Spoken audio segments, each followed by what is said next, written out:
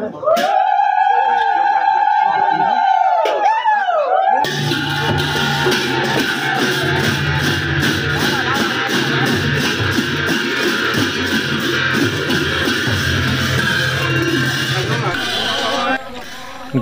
বৰ্তমান মই উপস্থিত আছোঁ টেঙাখাত তিয়লীয়া গাঁও নামঘৰত।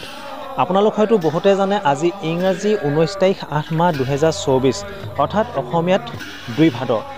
আজি এই পবিত্ৰ দিনটোতে টেঙাখাত তিয়লীয়া গাঁওবাসী ৰাইজে তেওঁলোকৰ নামঘৰটি পুনৰ নতুনকৈ নিৰ্মাণ কৰাৰ বাবে পুনৰ নতুনকৈ সিংহাসন বহুৱাবৰ কাৰণে সিংহাসন স্থাপন কৰিবৰ কাৰণে চাচনি বাৰেঘৰীয়া সত্ৰ সত্ৰাধিকাৰ শ্ৰীযুত গজেন মহন্ত দেৱক তেওঁলোকে নিমন্ত্ৰণ কৰিছিল।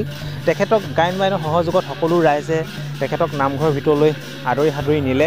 আৰু এতিয়া মই আপোনালোকক দেখুৱাবলৈ চেষ্টা কৰিম এতিয়া গুৰু আসন কেনেকৈ নীতি নিয়মৰ মাজেৰে নামঘৰৰ ভিতৰলৈ লৈ যায়। এয়া দেখিছে হাতত, এয়া দেখিছে গাঁও মুখিয়াল মেধি লংকেশ্বৰ ডাঙৰীয়া হয়, তেখেতে গুৰু আসন হাতত লৈ আছে আৰু নীতি নিয়মৰ মাজেৰে সকলো ৰাইজে নামঘৰৰ ভিতৰলৈ গুৰু আসন লৈ যাব।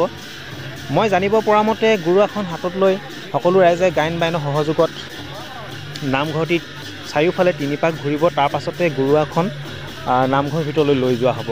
মই আপোনালোকক দেখুৱাম কেনেকৈ গুৰু আসন নীতি নিয়মৰ মাজেৰে নামঘৰৰ ভিতৰলৈ লৈ যোৱা হয়। মই যিমানখিনি পাৰোঁ আকৌ কৈছোঁ দেখুৱাবলৈ আপোনালোকক চেষ্টা কৰিম। আপোনালোকে ভিডিঅ'টি এৰি নাযাব, ভিডিঅ'টি চাই থাকিব।